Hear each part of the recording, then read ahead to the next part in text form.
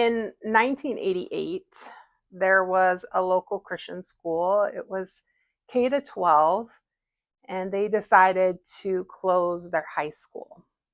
And that left a group of parents and students and teachers displaced. It was the late 80s, so there wasn't another Christian school you could go 5 miles in a different direction to find. And so this group of people gathered together for prayer, and they would meet regularly. And what was born out of those meetings was Faith Christian School. And they decided to create a Christian school that was not associated with a church, that was completely independent. And it was created by parents for parents.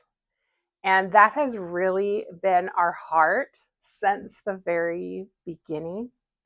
We started as a 7 through 12, and then some parents came and said, I want my younger students to attend Faith.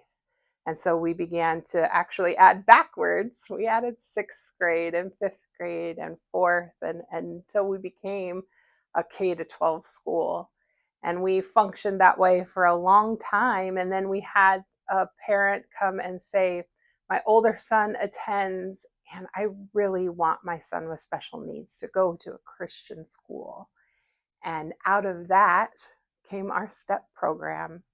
And so the way that we have expanded over the years is because of parents desiring a Christian education for their kids here in the East Valley. And so when you ask me, why does Faith exist? My answer is we exist to come alongside parents to help them in their God-given role of raising their kids in the nurture and admonition of the Lord. We do teach students how to read, and we try to make them become great writers and challenge them in mathematics and history and science and stretch them as artists and musicians and athletes. But it's all to the glory of God. It's our greater desire that they would first recognize their need for Jesus, that they would profess faith in him, and even greater, that they would come to love him and want to serve him the rest of their days. And that's why we exist.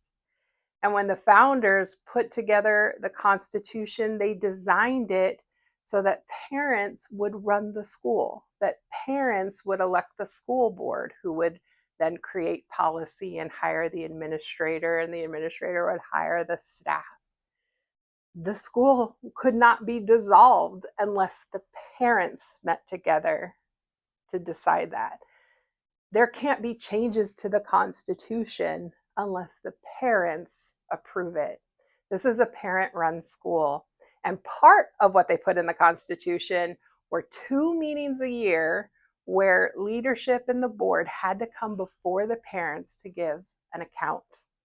And we call those meetings the Faith Family Association meetings. And we have one in the fall and one in the spring, and our fall meeting is coming up, where we are going to meet together, and you're going to hear what the school is doing to disciple your kids, what kinds of things we're doing to expand our programs.